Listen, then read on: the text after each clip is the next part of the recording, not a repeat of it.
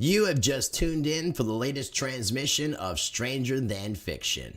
And joining me as today's very special guest is Bibi Bacchus.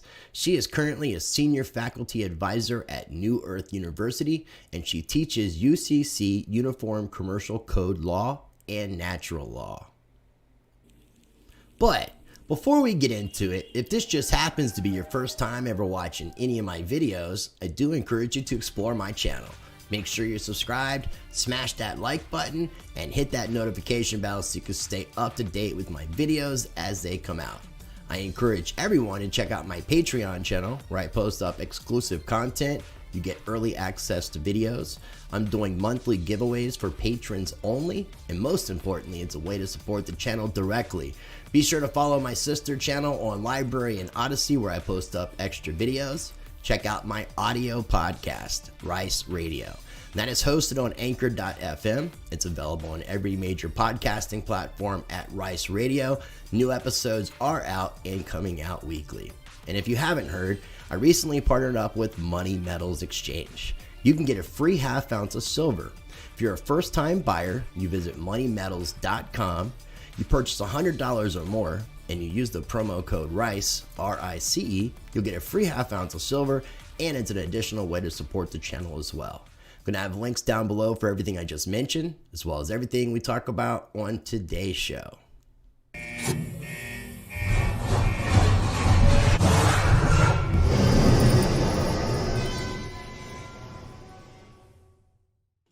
All right, ladies and gentlemen, joining me on today's show is a very special guest who I've been looking forward to talking to for quite some time, and I am joined by Miss Bibi Bacchus. She is currently one of the senior faculty advisors at New Earth University. She teaches UCC Law, which is Uniform Commercial Code and Natural Law.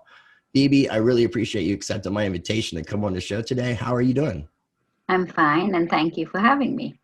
And I'm definitely looking forward to this conversation because I've done a little bit of research, as I was telling you before we started, in regards to UCC, legal fiction, maritime, common law, strawman, and came across a really awesome interview that Sasha Stone had done with you. And I'll have that link down below so people can check that out. And before we begin, I do want to thank Miss Romola D from Romola D Reports because she made it possible for us to connect. And I really definitely appreciate her for doing that. So, Bibi, before we talk about, and I kind of gave you an overview of what we wanted to talk about on today's show. But before we do, in your words, who is Bibi Bacchus? It's this 74-year-old lady who had went through a difficult time, and I decided that something is not right in the world. Yeah. Before that, I was a nurse for quite a long time, and I did real estate for 18 years. I sold real estate as well. Okay.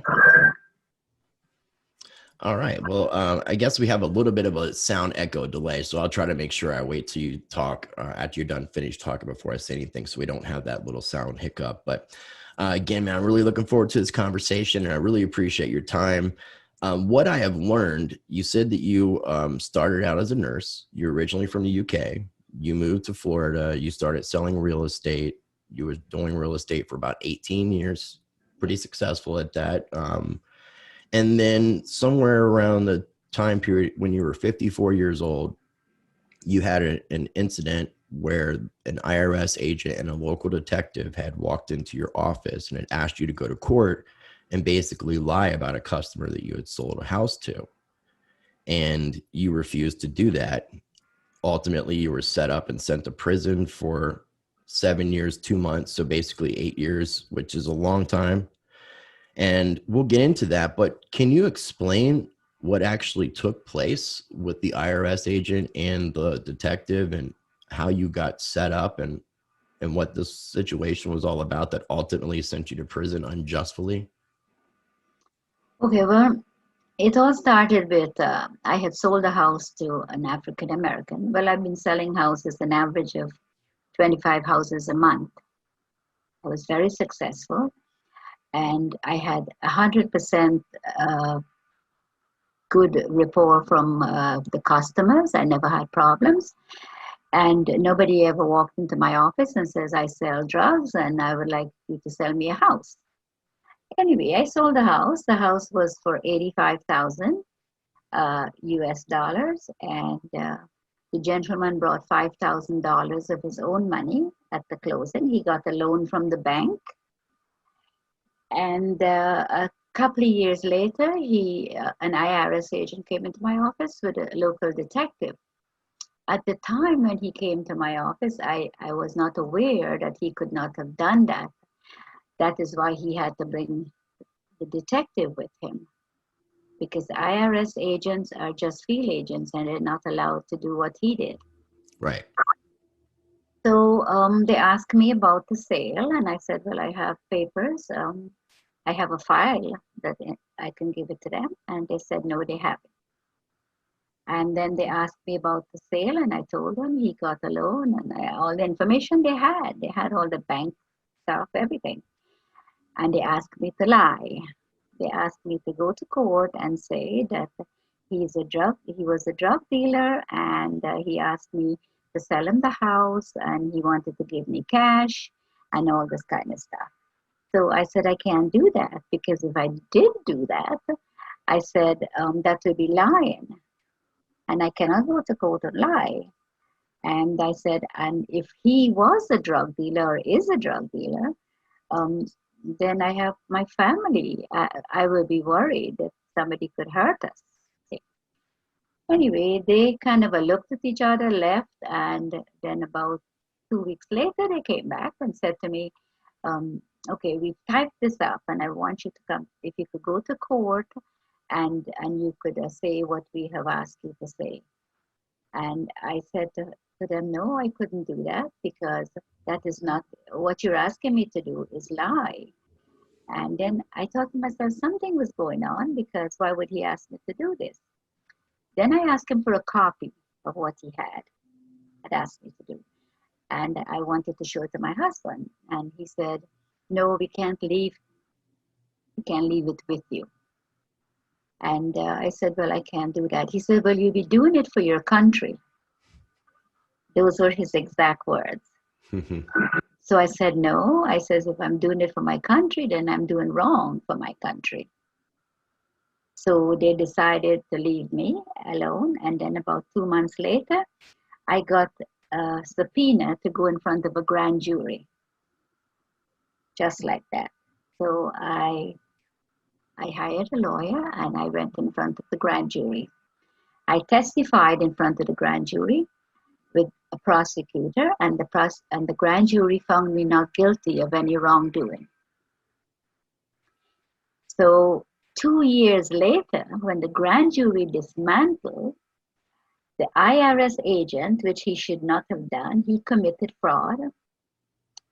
And they changed the prosecutor. And the prosecutor that came from Pennsylvania, he and the IRS agent took the IRS agent in front of the grand jury after 2 years to testify against me without me knowing anything at all what was going on. The grand jury told them that I sold the house to a drug dealer and I knew he was a drug dealer. Now, when the prosecutor asked him, because I did pay for the transcript, the prosecutor asked him, how much did she sell the house for? He said he wasn't sure. He thinks 130,000, but he did not bring his notes. Now, if you're going to testify, then you will take your paperwork and your proof. So then the prosecutor said to him, well, just tell the grand jury what she did.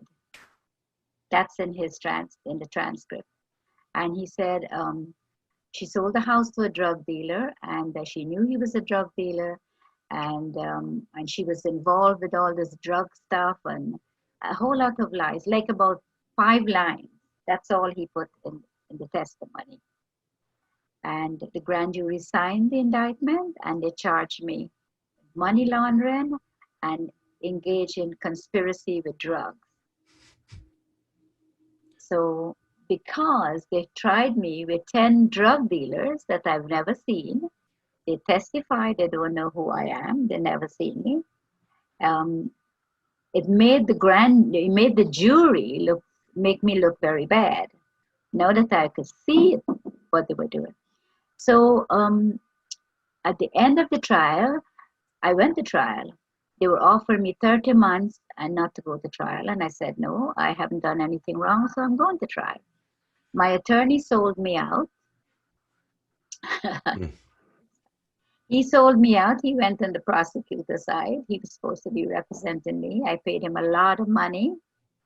And nobody asked me anything. The bank that gave him the loan, the bank clerk, she came and she testified that he brought 5,000. We had everything. I had all my bank statements for 10 years. I had asked the bank to go to the archive and get every single dime I had was accounted for. There was no money coming to my account or nothing going out of my account, any of that, nothing whatsoever. But they got me in there and they knew what they were doing, and I didn't know. I didn't know at all. They didn't want my husband or my kids to come into the courtroom to hear the testimonies. They didn't allow any of them to come in. No, none of my friends. We insisted on the gentleman who sold him the house, the broker, and the bank clerk who gave him the money, the loan for $80,000. So he had a loan on the property. And it was not a property that I would say, it was in a neighborhood that is not very desirable. That he chose it because his grandmother's property and he bought it from her as a rental.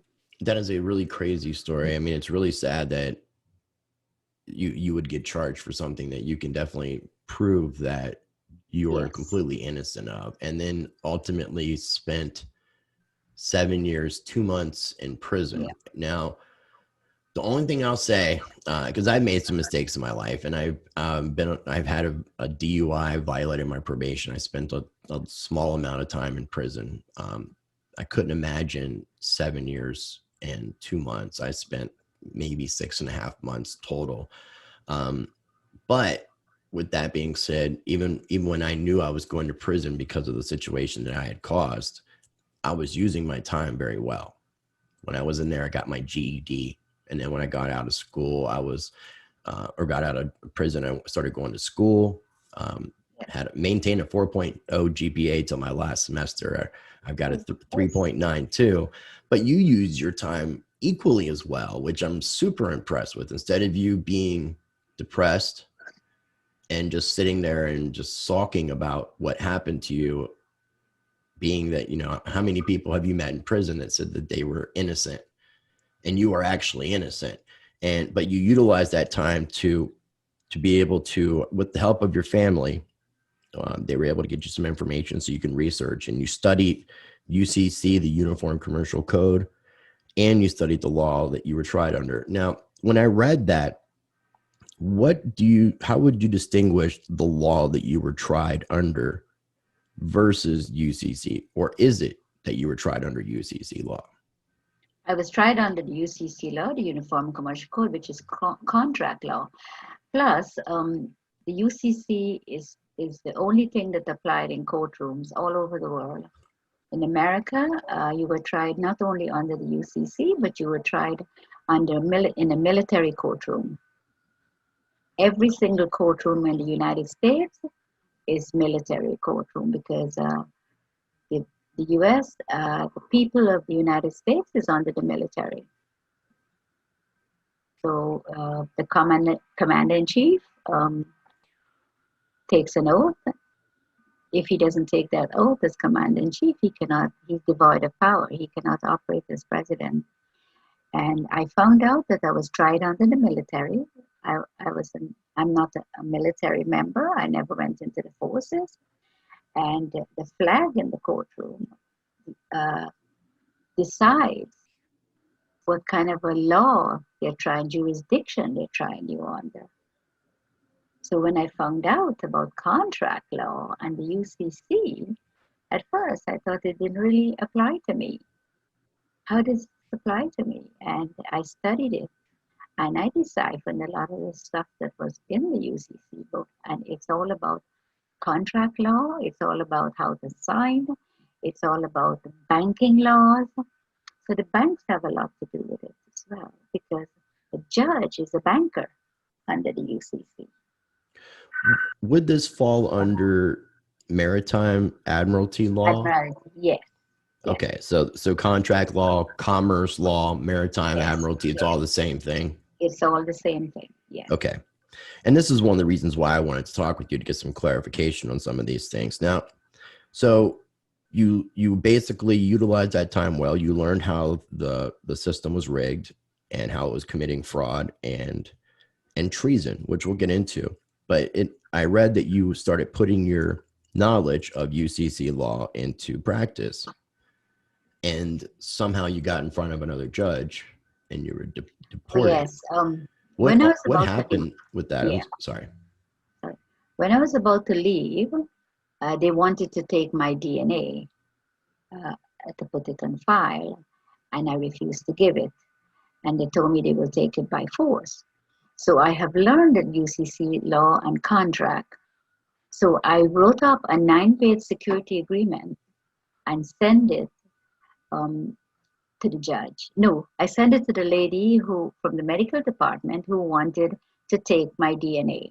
And I told her if she does take my DNA, I will take her for a non-judicial foreclosure and take everything she has, even her pension.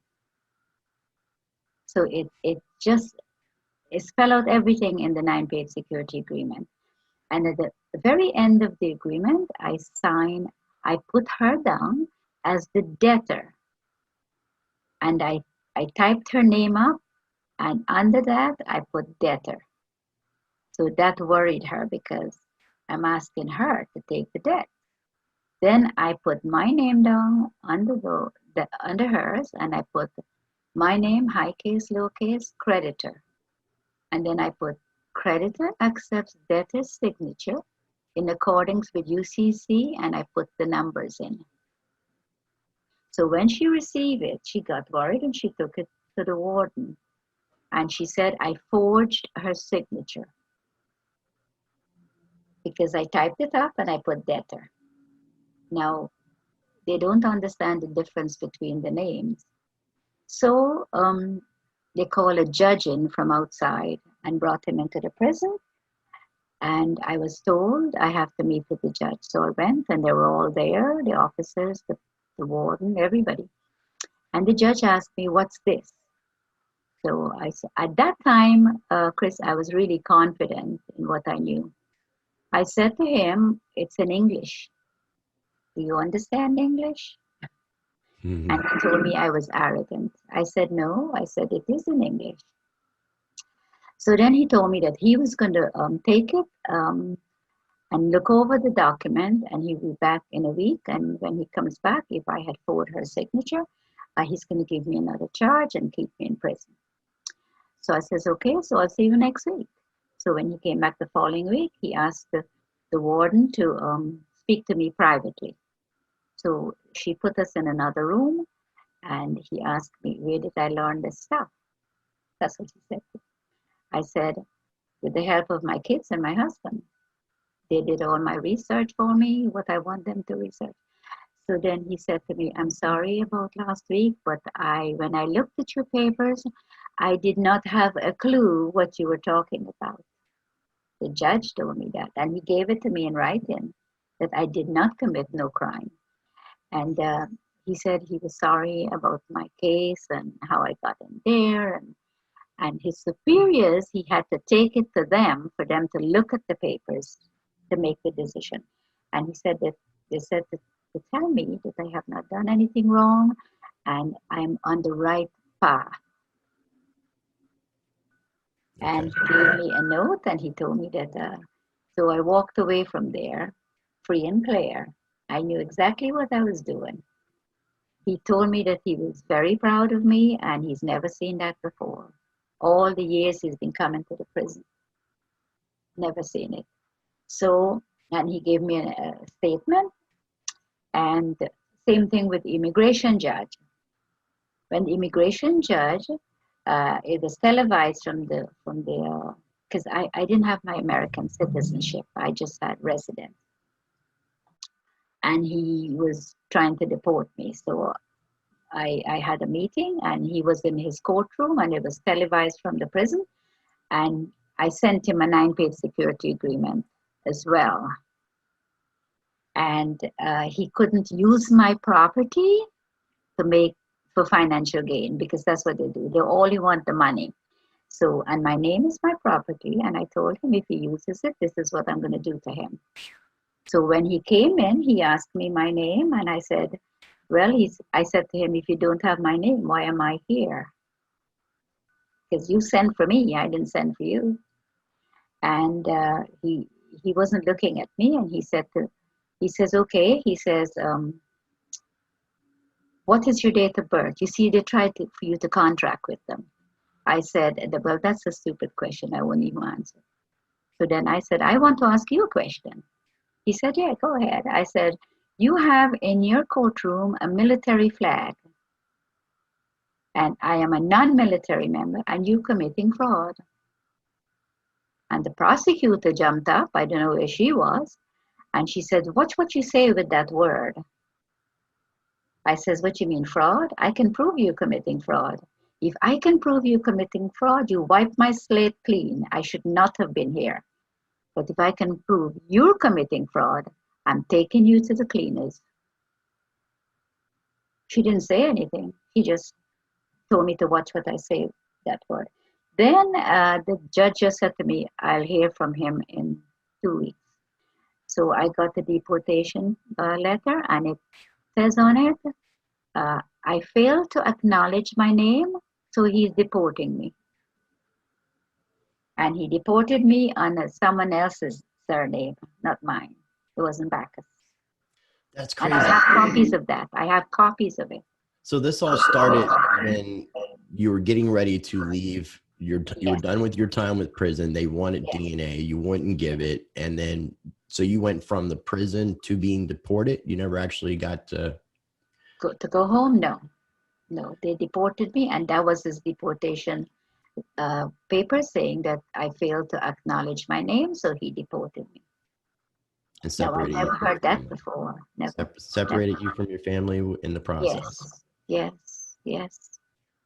And they don't want me to come back. They said they don't want me to go back to the States, but that's going to change, because I'm not going to let them get away with it.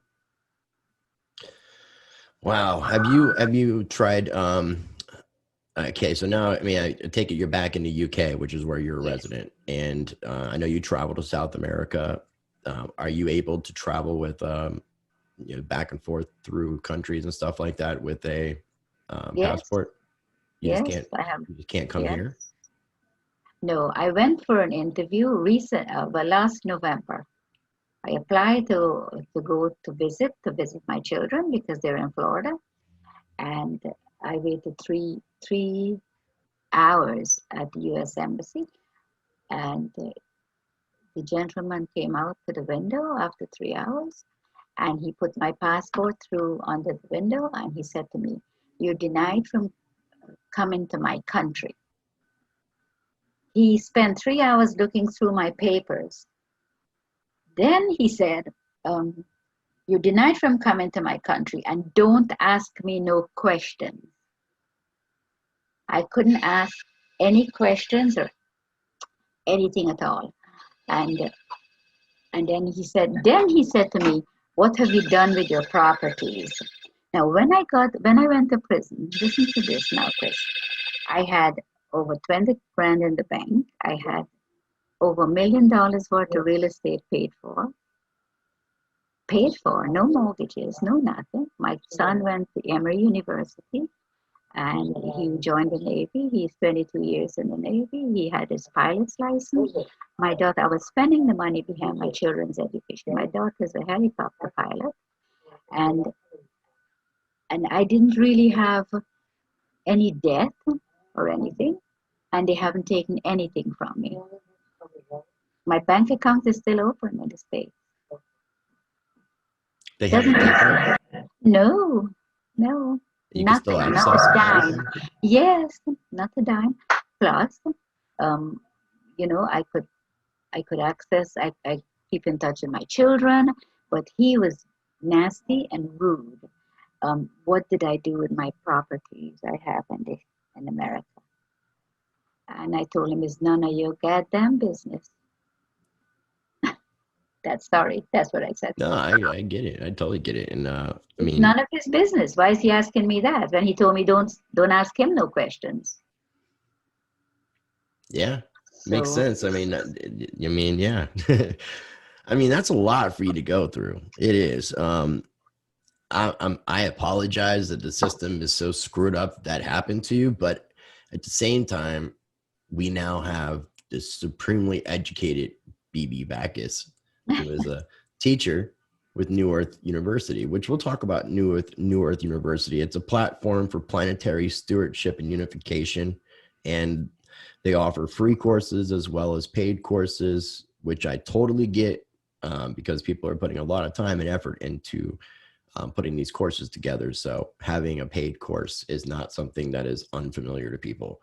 I know you specifically are teaching a course about, I like the title, How to Kill and Then Own Your Own Straw Man. oh man. I thought that was really beautiful. How did you come about ultimately connecting with New Earth and becoming a faculty senior member there? Okay, Sasha has introduced me to the university after I Okay. met Sasha. He's a very good guy. Yes. And he introduced me to university in 2018, and he requested for me to teach at the university because he says I have stuff I could share with other people. Okay. Oh, I figure I'd do a screen share here and show everybody while you're talking so people can see this. And I'll have links down below for everything that we're talking about as well, so people can check this out. So you teach a course in about UCC, telling people about UCC, yeah. how to take control and own your straw man. Yeah. I definitely wouldn't want to get you to give me all the answers to that right now because that would probably ruin your course. But it's something I wanted to talk to you. Hopefully we can do a follow-up interview. We can kind of dig into some of these things a little bit more in detail. I am interested in checking out your course. For you personally, with your course there, I know you said you're doing it about twice a year. Is it a 5-week course? Yes. Well, it's five days, which once a week, and it's 5 sets of documents that they receive. The students receive documents on whatever I'm teaching them, how to own their all capital letters name. Because if you look into your paperwork, you have everything that you own or you think you own is in your all black letters name. And Yeah. there is a remedy because the Secretary of State and all the states in England and in America, the Secretary of States, they have filing offices for the UCC. But they never disclose it to you.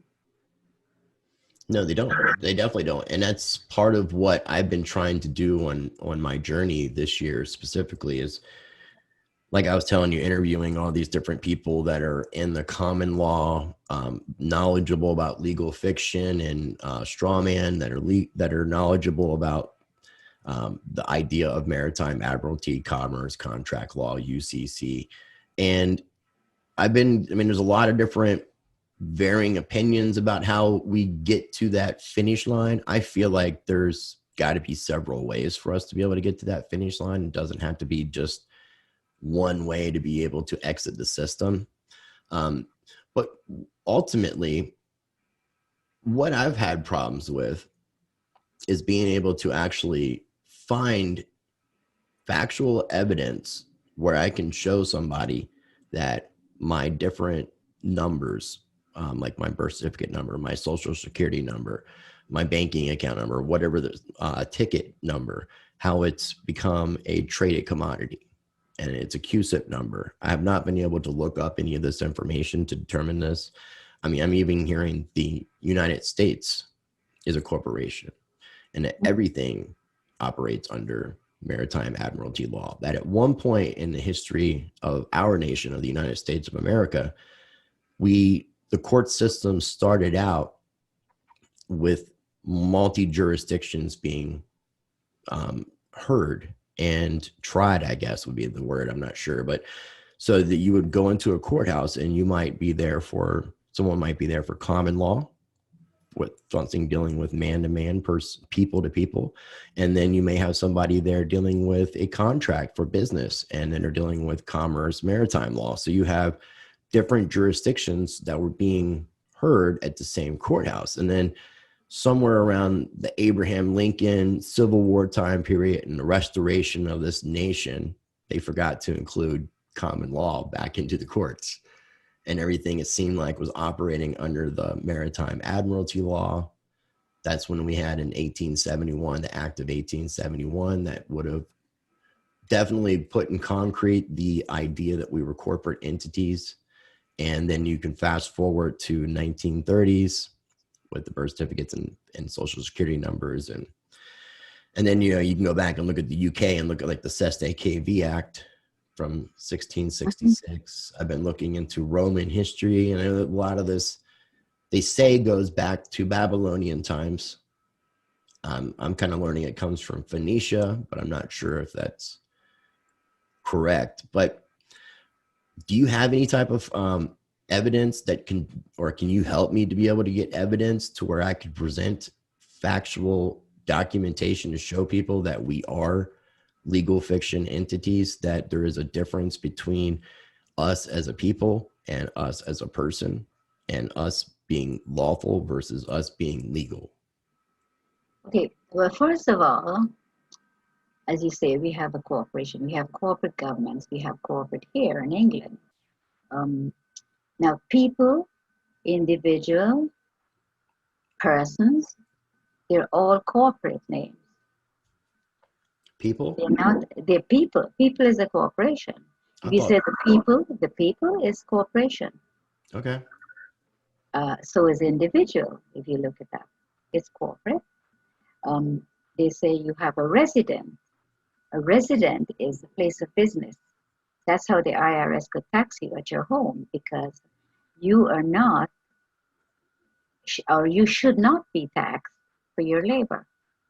But for them to get around that, they made your home a resident. You do not say, I'm going to resident. You says, I'm going home. So that's how they could tax you. And they use your name. They use all kinds of stuff to get to you. They use your name with a middle. If you have a middle name, they give you an initial. That is corporate.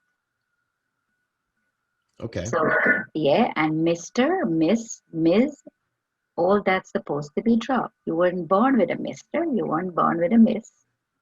They attach all these legal stuff to us and put us in the corporate setup so we can be. People are saying, oh, when I first started this, I says, which one of these are your names? The all caps I put and the high case, low case. It says both. How could it be both? But when they start to see, I says, check everything you have. You do not own your property because it's under your straw man. They have your loan, and you sign as your signature gives them permission to go into your CCQ account and take the money and get paid. So 3 days later, your house is paid for, and they're supposed to let you know and give you back the monthly payment. But they don't, and they don't tell you. So I tell you exactly what happens. At the moment, with the IRS, they have a treaty with England, and the treaty is that you could apply for all the funds that you use out of your withdrawal column of your bank statement from January 1st to December 31st. All that money that you spend, you file it in a 1099 OID, original issue discount, and the IRS tell you can go back 3 years, not more than 3 years. And from then on, you have to file every year. And guess what? All your mortgage payment you made, you're getting it back. Because every single dime that you spend, you're getting it back. People have to sit down and stop doing other things that distract them and look at what they're doing to us. Now that money comes back to you. 3 years. Why does it 3 years? Because the bank takes it. After 3 years, the bank tells the IRS that you have abandoned these funds. So the OIDs abandon funds, and the bank takes it. Hmm. So it's a fact that you're not supposed to pay mortgage. They've already got paid. Yeah, but I mean, unfortunately, the way that the system is set up and the way that everybody's conditioned to understand how it works is that if we don't pay our mortgage, we're going to lose our home. Yeah. Well, the thing is, you don't own your home anyway, because if you pay off your home and you don't pay the taxes every year, they will sell it. You Yeah. are just a mere user. They will sell your property and give you the remaining of what they've taken. Or they might turn around and say to you, hey, you owe a deficiency judgment. Hmm. So there's a lot of things that people really need to know, because it's all to do with money. They're bankers. The judges are bankers, and the prosecutors and everybody else. When you get a speeding ticket or a parking ticket, it's just the contract. They want the contract with you so they can get the money. They don't care.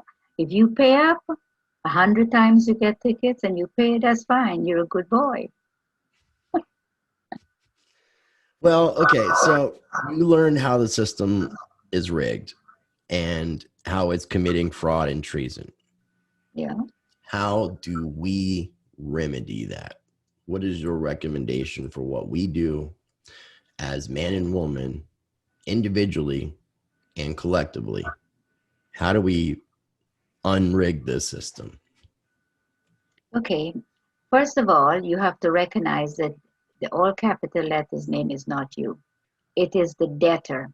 You have to know that you are not the debtor. You're the creditor, because we're the ones who make them work for us, the banks and all that. They're the debtors. We're the creditors. Now, what you do is you file your UCC1 financing statement, and it tells you there on the paperwork that debtor, secured party, which is the creditor. You fill it in, all of debtors' assets, land and personal property now owned and hereafter acquired. There's a formula to go in that form. And once you file that with the Secretary of State office, they give you a filing number that you can use on all your paperwork. Now, once you own the debtor, and you are not the debtor, you're just the creditor, secured party, you have control over that all caps name. You can copyright it. I give my students paperwork, a hold harmless, an indemnity agreement, an affidavit of non-corporate status. Actually, on commerce, affidavit is the thing, signing under penalty of perjury is the thing for them to do, but they do not sign under penalty of perjury. They don't give affidavits because that's commerce. I gave them a power of attorney, in fact, from the straw man, hold harmless. I gave them truth affidavit. I give them paperwork to rescind their signatures, non-proton, which is from beginning of time to now. Quite a lot of paperwork they get. Definitely. And there was something I was looking for to share for a moment for people, because I've mentioned this too, the capitis diminutio law and the legal definitions for capitis diminutio minima, media, and maxima. And this gives, would cover all the different types of characters that are used in spelling out your person name, whether it's all caps, a combination of an initial instead of your middle name. These three under the minima, media, and maxima for the capitis diminutio would cover all those different names that people are saying. It's, well, I have a birth certificate and it's not all caps. Just because it's not all caps doesn't mean specifically that it's not still a corporate entity or a legal fiction entity. And it's when you think about this whole thing, it's wild. When you really think about the idea that there is this back system, that there is these Seste KV accounts, that there's these creditor accounts that we are born with and that it's hidden from us. And when you start studying history and you start looking at what the Seste KV Act actually was and why it was written and how every monarch since then has put their stamp of approval on it, and it's still actually in effect in the UK today. You can go onto the UK website and like government website, and it will show with the current monarch stamp of approval where it has never been taken out. So when it was created, it was, and then you've seen that kind of come into play in the United States again, like I mentioned with the Act of 1871. What are your thoughts on this common law movement?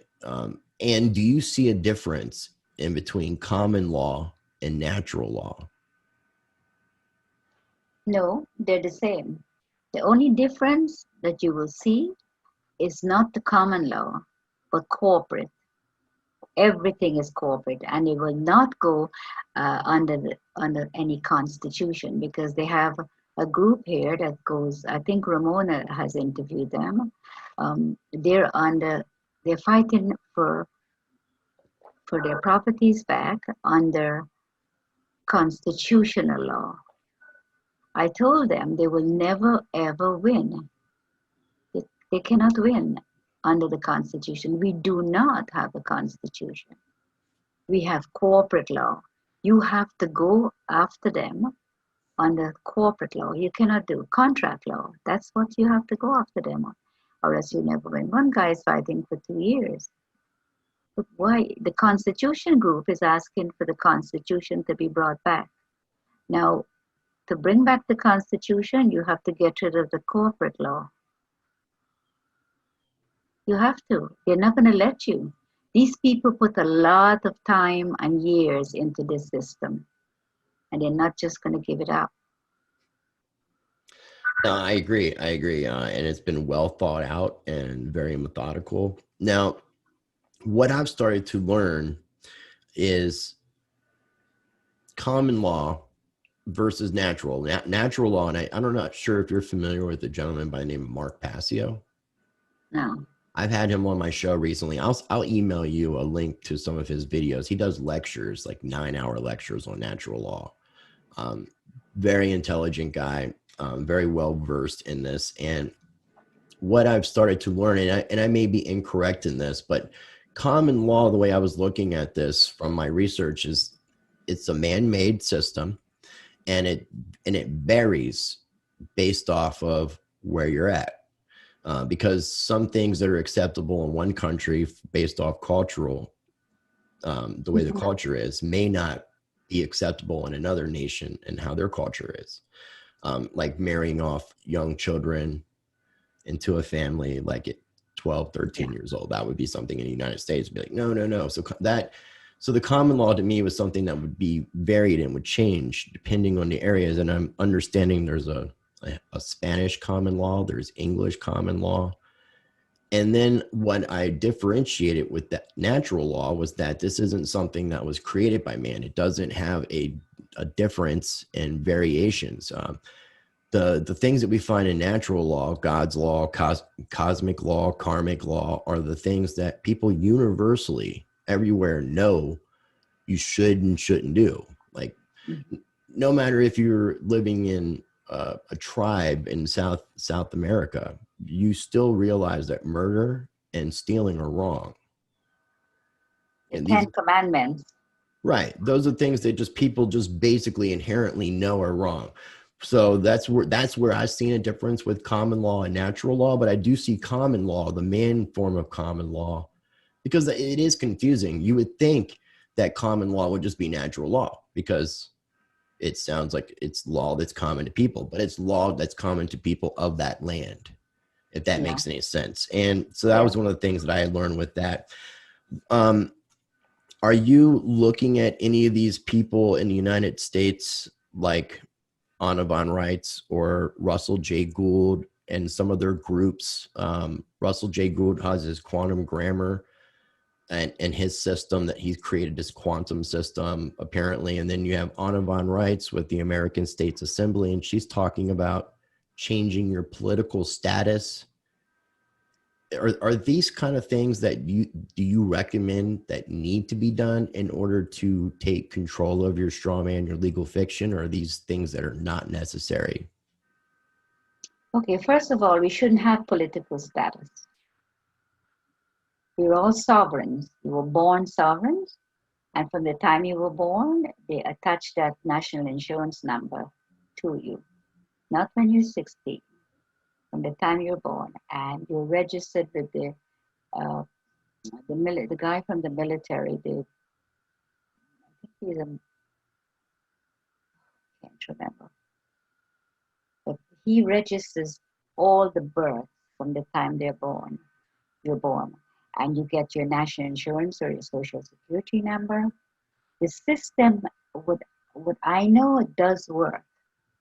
It does work. It gives you freedom. It gives you peace of mind because you know exactly what you're doing.